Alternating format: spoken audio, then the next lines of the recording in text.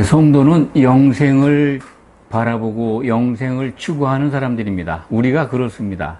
영생은 성경 속에서는 두 가지로 구분되어 있습니다.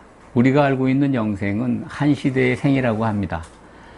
성경 마지막 책 요한계시록은 우리들이 생각하는 영생을 세세의 생이라고 알려주고 있습니다. 세세, 그러니까 영원 무궁토록 산다는 거죠. 성도의 꿈은 그렇습니다. 성도가 영원 무궁하게 산다. 세세토록 하나님과 사는 것은 하나님의 집에 들어가야 합니다. 하나님과 같이 사는 것이 영생입니다. 하나님의 집이라고 하는 것은 성경 속에서 우리에게 아주 자세하게 집을 소개하고 있습니다. 그것은 우리가 같이 읽은 요한계시록 21장 9절부터 보면 새 예루살렘이라고 설명합니다. 새 예루살렘의 사양을 우리에게 아주 자세하게 일러주고 있습니다. 하나님의 집은 하나님이 사시는 집이지 않습니까? 그러니까 우리가 영생을 누리려면은 하나님과 함께 사는 것인데 하나님의 집에 같이 살 수밖에 없습니다. 우리가 영생을 얻고자 지금 신앙생활을 하고 있습니다. 하나님의 약속의 말씀을 믿습니다. 그러면 영생을 곧 세세의 생을 살려면 하나님과 함께 사는 그것뿐입니다. 하나님과 같이 살 때 우리는 영생할 수 있는 겁니다.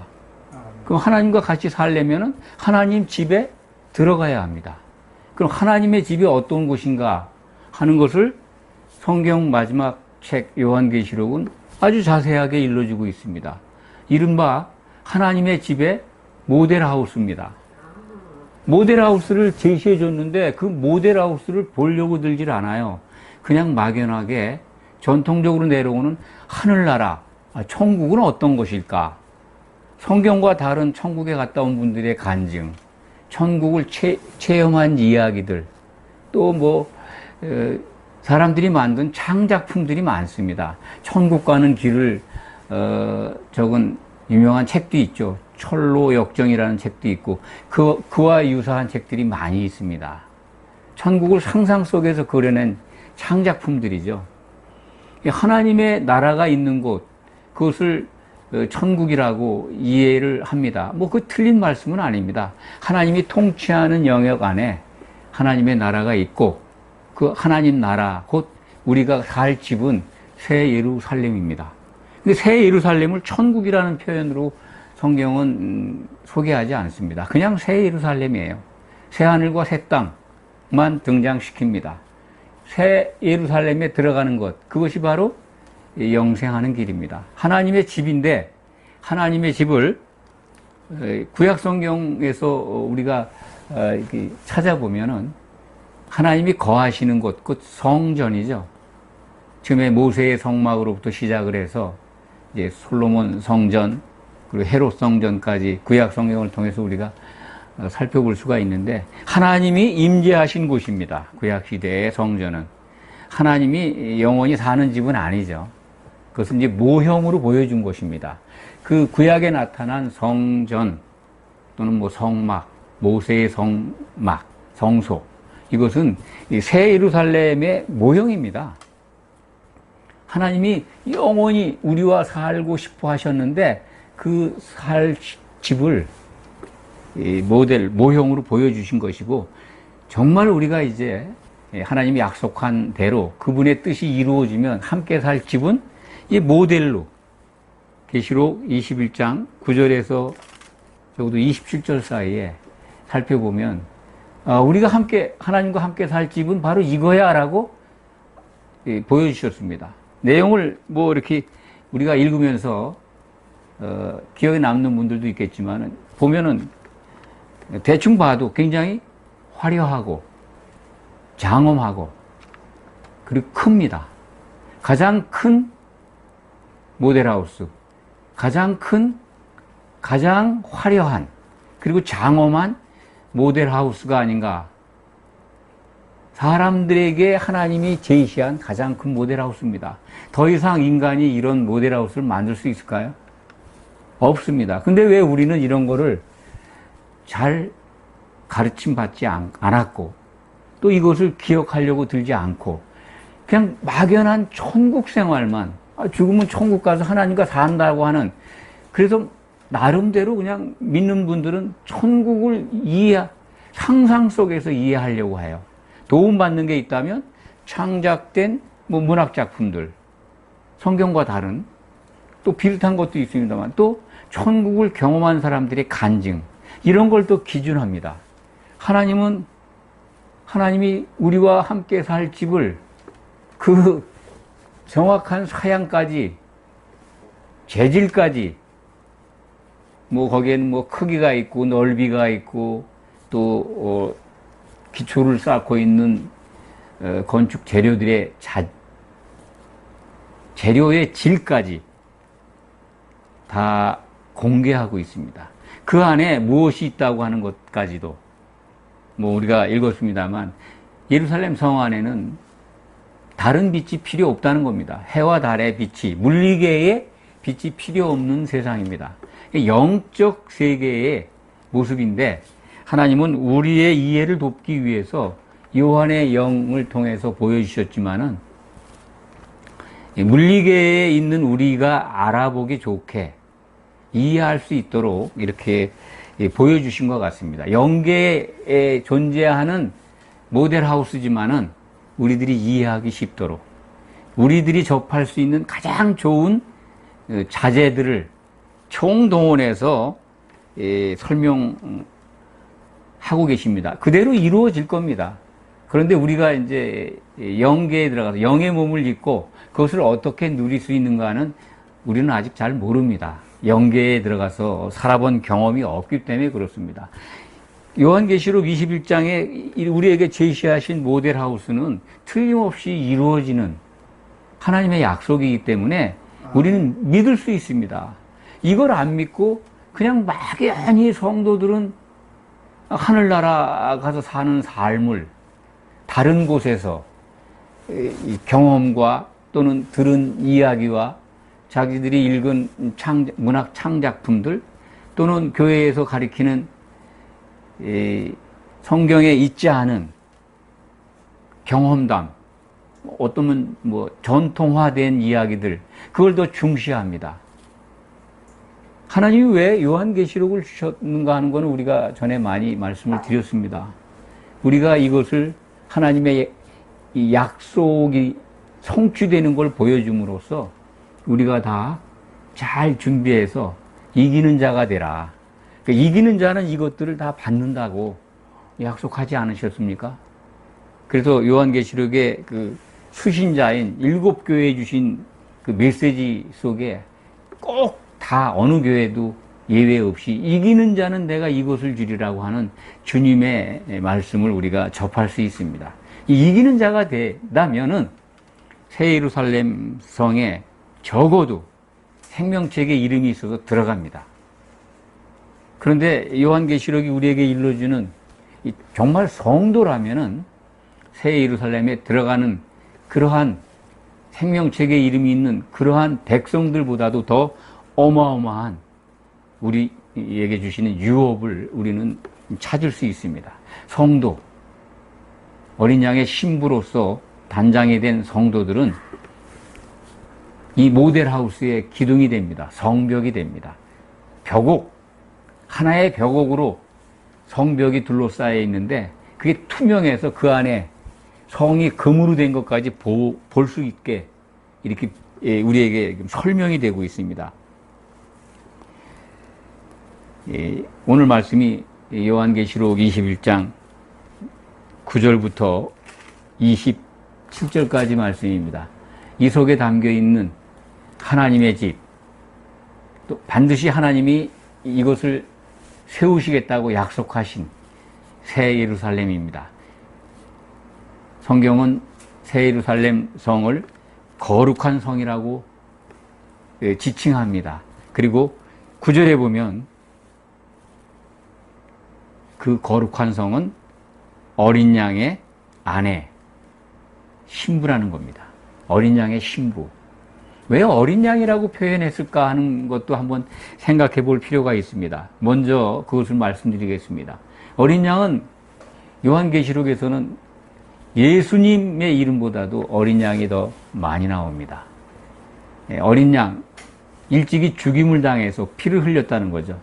그 피로 사신 교회를 신부로 맞이하신다는 하나님의 뜻이 담겨 있습니다. 피를 흘려서 교회를, 그의 아내를 사셨다는 겁니다. 이 어린 양의 아내, 곧 새 예루살렘, 그것을 지금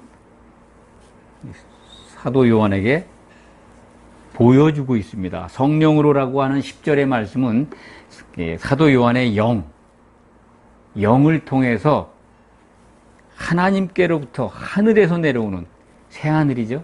새 예루살렘 성을 보여주고 있습니다. 요한은 그것을 본 그대로 기록한 겁니다. 어린 양은 오늘 본문에도 몇 번 나옵니다만 어린 양의 사도를 강조하고 있습니다. 제가 왜 이 말씀을 미리 드리냐면은 어린 양의 사도의 이름, 12이름이 예루살렘 성의 기초석을 이루고 있습니다. 그런데 그 12이름이 어린 양의 사도라는 겁니다. 이 시대에 이 새로운 사도들이 필요하다고 그래서 하나님이 그들을 보내셨다고 선전하고 그들에게 또 능력도 나타나고 표적도 나타나니까 많은 분들이 몰려갑니다. 만약 그것이 사실이라면 그들은 어린 양의 사도는 아닙니다. 누가 보낸 사도인지 모르겠습니다.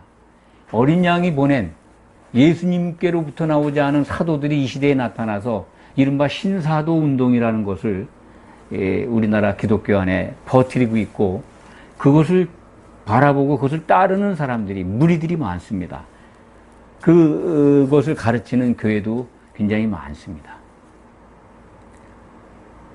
헤아릴 수 없는 많은 무리들이 따르고 있습니다. 거기에 표적도 나타나고 또 기적도 나타나고 능력도 나타납니다. 그렇기 때문에 어린 양의 사도는 12사도밖에 없다는 것이 성경 마지막 요한계시록의 증거인데 이 새로운 사도를 하나님이 보내셨다는 겁니다. 믿을 수 있을까요? 성경 마지막에 그런 사도들이 없는데 어디서 튀어나온 겁니까? 현혹되지 않았으면 좋겠습니다. 너무 많은 것들, 새로운 것들, 또 그들이 말하는 표적, 기적, 능력 이런 것만 바라보기 때문에 속을 수 있습니다. 예수님은 마태복음 7장인가요? 제 기억은 7장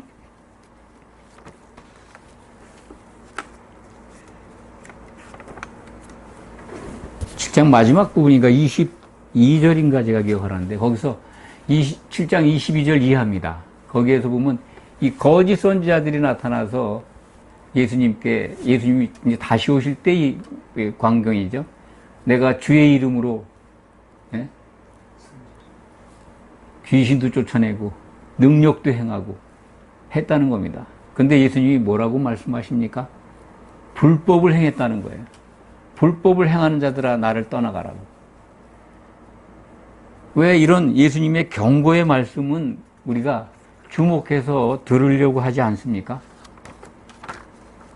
어린 양의 사도라는 그 요한계시록 21장 14절을 한번 제가 먼저 읽어드리겠습니다. 그 성의 성곽에는 12 기초석이 있고 그 위에는 어린 양의 12 사도의 12 이름이 있더라. 그러니까 어린 양이 보내신, 예수님이 보내신 사도는 12밖에 없어요. 11사도와 사도 바울이 들어가 있는 겁니다. 신약 성경은 그것만 증거합니다. 예루살렘에 모여있던 11사도가 성령 받기 전에 제비뽑 아웃을 세운 마띠아는 오늘의 말씀을 보면 들어갈 자리가 없습니다. 어린 양의 사도는 12밖에 없으니까요. 이걸 그래서 굉장히 중요하기 때문에 신사도 운동이라고 하는, 물론 그들 생각, 그들의 논리, 그것을 따르는 분들은 일리 있다고 볼 겁니다. 그런데 그 나타나는 현상이나 능력이나 표적이나 이런 걸 보고 또 가르치는 교훈에 그것이 옳다고 하는 분들도 있을 겁니다. 그런데 우리에게 하나님이 주신 성경을 기준해서 본다면 신사도라고 하는 것은 존재하지 않는다. 신약 성경을 통해서 보면 그렇습니다. 어린 양의 사도는 12밖에 없어요. 새로운 사도를 하나님이 보내실 리가 없습니다. 그러면 그것이 어디서부터 나왔는지 그 소소가 어딘지 여러분들 한번 생각해 보시기 바랍니다. 하나님이 우리에게 우리와 같이 사실 공간, 셋째 하늘이 내려오고 새로운 땅이 나타나고 거기에 세워지는 하나님이 사실 집, 새 예루살렘, 하늘에 있는 도성, 세워질 도성이죠. 그 예루살렘의 모습, 모두의 제가 가장 화려하고 가장 웅장하고 가장 큰 집 모델 하우스다 라고 말씀을 드렸습니다. 그 내용을 좀 하나씩 자세하게 살펴보도록 하겠습니다. 11절 보면은 그 성에는 하나님의 영광이 있어요. 하나님이 하신 일이라는 겁니다. 하나님의 빛이 비치고 있습니다. 그 성의 빛은 사도 요한은 본대로 기록한 겁니다. 자기가 알 수 있는 범위에서 지극히 귀한 보석 같고 벽옥과 수정같이 막더라. 성을 보니까 밖에서 보니까 그냥 투명하다는 겁니다. 아주 투명한 옥, 벽옥이라고 하죠. 푸른 옥인데 그 안이 보이는 겁니다. 그래서 어떤 분은 그 벽옥을 가장 귀한 다이아몬드라고 설명을 합니다. 저는 그 설명이 맞다고 봅니다. 인간이 발견한 가장 단단한 투명한 보석, 다이아몬드로 하나의 통으로 이어진 게 아니라 그냥 하나의 통으로 되어 있는 벽옥이 성벽을 이루고 있습니다. 예루살렘 성벽. 그 높은 성곽이라고 되어 있는데요. 나중에 12절에 보면 높은 성곽이 있고 12문이 있고 그 12지파의 이름이 있다 그러는데 그 성곽을 먼저 설명해 드리겠습니다. 그게 성곽이요. 겉에서 보는 성곽의 높이가 또 넓이, 길이, 높이, 길이 그게 똑같아요. 그러니까 정사각형입니다. 16절에 나와 있죠.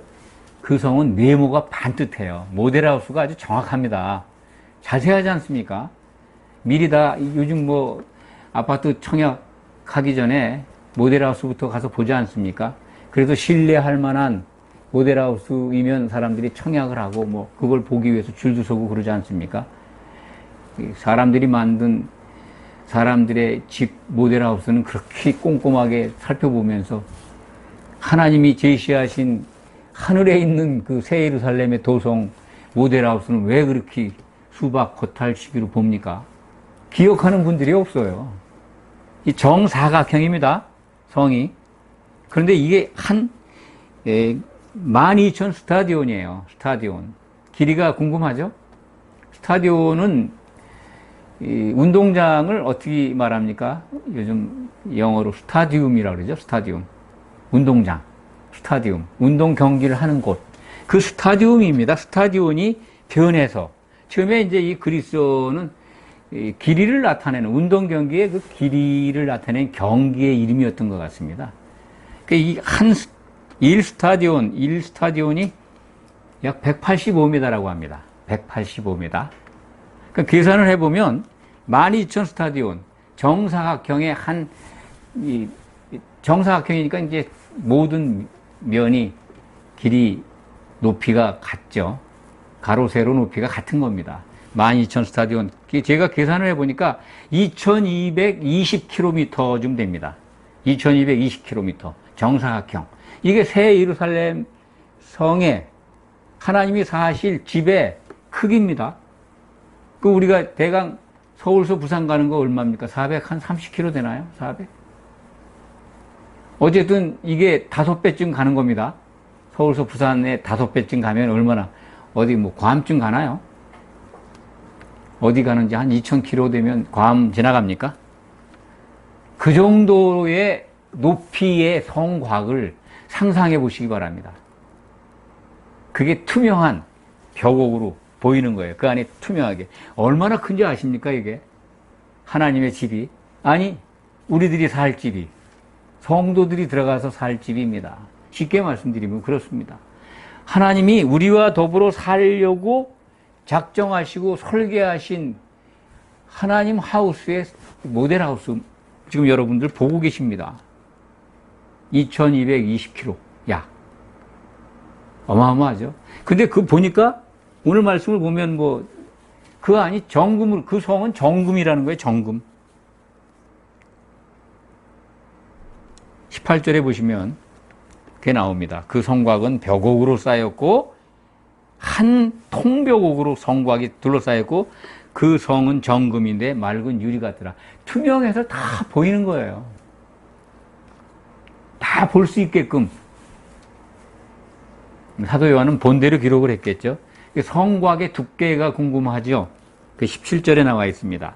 그 성곽을 측량함에 144규빗, 약 45cm라고 합니다. 1규빗이. 지금 곱해보면 약 두께가 60m 정도 됩니다. 그 벽만, 벽 두께만 2220km로 높이에 또 사방 2220km의 길이와 넓이를 가진 그 성벽의 두께가 60m라는 겁니다.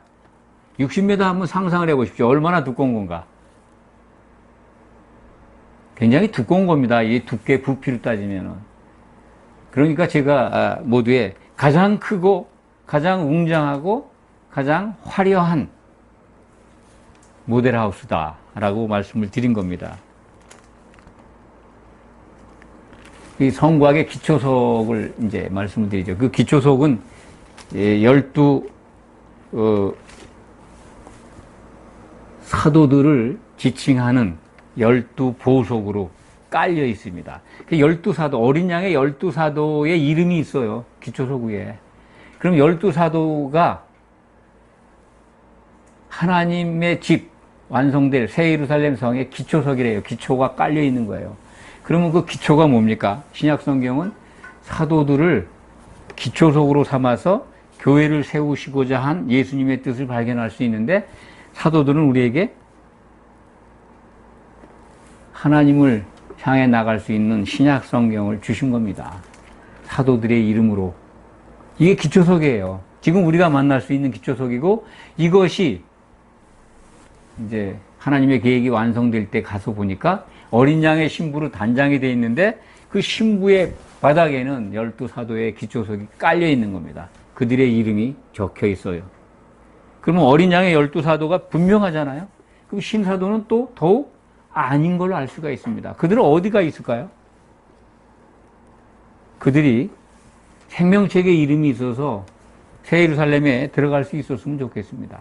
그 27절에 가면은 이런 말씀이 있습니다. 21장의 결론인데요. 하나님의 집인 그 하늘에 있는 도성 새 예루살렘 성에는 못 들어가는 조건이 딱 거기 27절에 나옵니다. 못 들어가요. 속된 것이나 가증한 일 또는 거짓말하는 자는 결코 그리로 들어가지 못하되 오직 어린 양의 생명책에 기록된 자들만 들어가리라. 생명책에 이름이 있어야 합니다. 아무리 훌륭한 주의종 노릇을 하고 능력을 행하고 표적을 행했다 하더라도 생명책에 이름이 없으면 못 들어갑니다. 들어가는 것조차 허락이 안 돼요. 성도들은 근데 이기는 자들은 어떻게 된다고요? 그 하나님의 집에 기둥이 되어 있지 않습니까? 벽옥으로. 벽옥 기둥. 성전의 기둥이 된다고 약속을 하셨습니다. 3장, 요한계시록 3장 12절에 빌라델피아 교회에게 주신 말씀 가운데 이기는 자는 내 하나님 성전에 기둥이 되게 하리니 결코 나가지 않는다는 겁니다. 이기는 자가 된다면 결코 새 예루살렘 성 밖을 나가는 일이 없습니다. 기둥이 뽑히면 어떡합니까? 기둥이 된다면 그것은 들어가는 백성하고 구별이 됩니다. 사도들 12사도의 이름과 함께 그 12 기초석에 대한 보석들의 이름이 나옵니다. 이 보석 이름 뭐 다 기억 안 해도 될 겁니다. 이 정도로 화려하다는 겁니다. 사람들이 보석을 좋아하죠. 정금도 좋아하고 다이아몬드도 좋아하고 사람들이 다 좋아하는 정말 귀한 것들로 예루살렘 성을 이렇게 성의 재료를 삼고 있습니다. 그러니까 다시 한번 입증이 되죠. 가장 화려한 모델하우스다. 그걸 우리에게 보여주신 거예요. 이거 그대로 이루실 분, 세상에 하나님을 믿는 분들이 그 약속을 안 믿으면 어떡합니까? 그분을 믿는다면 이 모델하우스를 자세히 살펴보고 막연하게 하나님 나라, 하늘나라, 천국 생활, 그 동경하고 그걸 상상하고 추상적인 설명들에 빠지지 않을 수 있습니다. 이것만 정확히 보면. 아니, 누가 뭐 천국 갔다 와서 간증한데 몰려가지 않습니다. 성경적이냐? 성경적이지 않느냐? 그것만 구별하면 됩니다. 성경적이라면, 이거와 그대로 봤대. 그러면 정말 그분은 특별한 은혜를 받은 겁니다. 성경, 이거와 같아야죠. 이것과 다르다면 가짜가 준 겁니다. 그걸 확신하시기 바랍니다. 그 성에 12문이 있다는 거예요. 12문. 21절에 보면 12문, 12진주.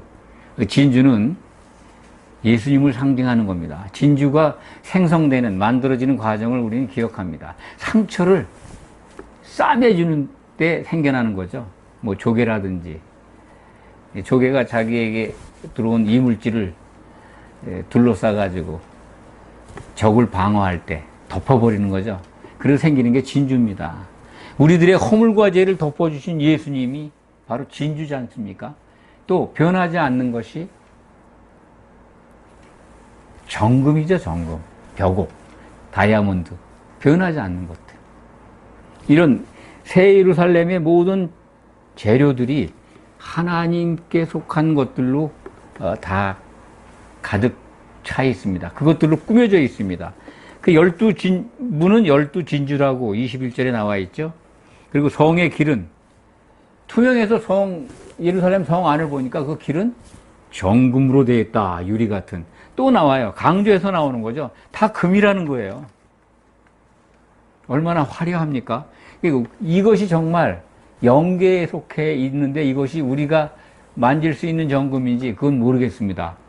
사도 요한에게 그렇게 보였으니까 틀림없이 그것은 이루어질 것입니다. 그때 가면 그것이 물리계에서 속한 그런 것들인지 우리는 확인하게 될 겁니다. 그런데 거기 가서도 이런 거에 대한 욕심이 일어날까요? 그렇지 않을 겁니다. 그거보다 더 하나님과 함께하고 있는데 사람이 그거보다 더 필요한 게 뭐 있습니까? 우리가 영생이라고 하는 것, 세세의 생을 산다는 것은 하나님과 함께하는 겁니다. 함께 하려면 함께하는 공간이 필요한데 그 공간을, 하나님의 집을, 하늘에 있는 하늘의 도성, 새 예루살렘 성을 보여주신 겁니다. 이렇게 이 모델로 지을 거야. 그런데 하나님은 우리가 필요하다는 겁니다. 왜? 기초석도 필요하고 그 위에 기둥, 벽옥이 될 성도들도 필요하고 또 거기에 들어오는 생명책에 이름이 기록된 사람들, 백성이라고 그러지 사람들이라고 나옵니다. 특별한 게 이제 22절, 23절이 특별한 말씀입니다. 물리계가 아닌 걸 알 수가 있죠. 성전이 없다는 거예요. 이거 잘 기억하시기 바랍니다. 지금 뭐 예수님이 재림하면 뭐 제3성전이 필요하다고, 그래서 예수님 오시기 전에 제3성전이 예루살렘에 세워져야 한다고 난리들이지 않습니까? 그때 전에 말씀을 드렸죠. 성전에 꼭 중요한 게 있습니다. 필요한 게.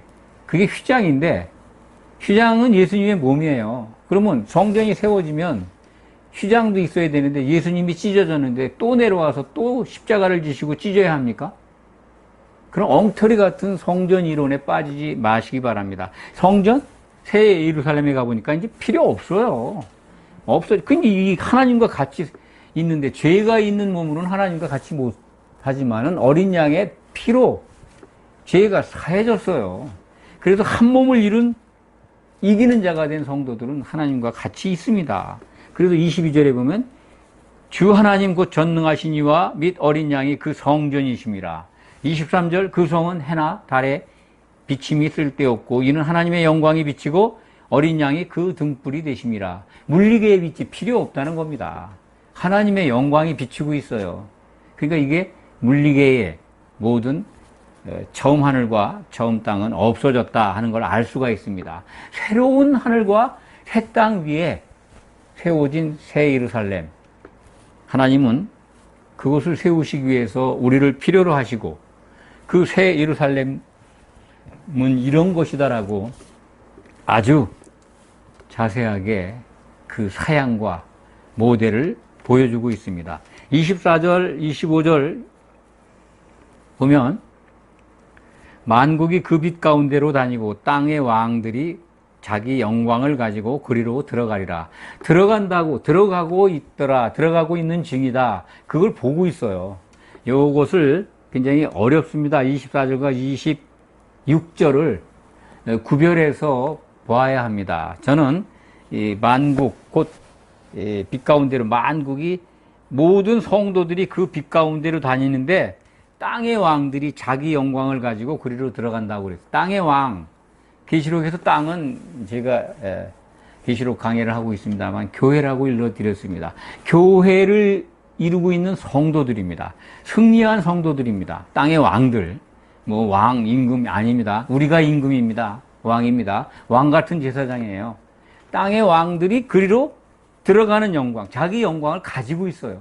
물론 벽옥을 이루고 있지만 성의 영계에 속한 거니까 자유로운 모습들을 볼 수 있습니다. 이거는 이제 들어가고 있더라, 들어가는 중이다라는 현재 진행형이고 26절에 사람들은 이 땅의 왕들과 구별된 생명책의 이름이 기록된 자들입니다. 생명책에 이름이 있는 사람들, 그들이 자기 영광을, 만국의 영광을 가지고, 만국의 영광과 존귀를 가지고 그리로 들어갈 것이다. 미래입니다. 들어갈 것입니다. 이제 백보자 심판 때에서 생명책에 이름이 있는 분들이 구원을 얻어서 새 예루살렘의 백성으로 들어가게 된다. 이 백성이라는 표현으로 제가 설명을 합니다. 그러니까 성도와 이기는 자와 이 백성 이렇게 구별해서 요한계시록은 우리에게 일러주고 있습니다. 그러니까 못 들어가는 자를 꼭 기억하시기 바랍니다. 생명책에 이름이 없으면 새 예루살렘에 들어갈 수가 없습니다. 말씀을 정리합니다. 하나님은 우리와 살기 위해서 예비하신 집의 설계도를, 모형, 아주 구체적인 모델하우스를 칼라로 보여주고 계십니다. 이 정도면 우리가 의심하지 않아도 알 수 있을 것 같습니다. 우리가 세상에서 살 아파트 모델하우스는 꼼꼼하게 챙겨보잖아요. 하나님이 우리에게 제시하신 우리가 영원토록 하나님과 함께 살 그 집의 모델하우스를 이제는 여러분들 시간 날짜마다 자세히 살펴보시기 바랍니다. 그래서 꼭 여기에 들어가야 되겠다. 아니, 기초석 위에 성곽을 이루는 하나의 벽옥으로 성도들이 하나가 되어야 되겠다. 그런 마음이 일어나길 바랍니다. 기도하겠습니다.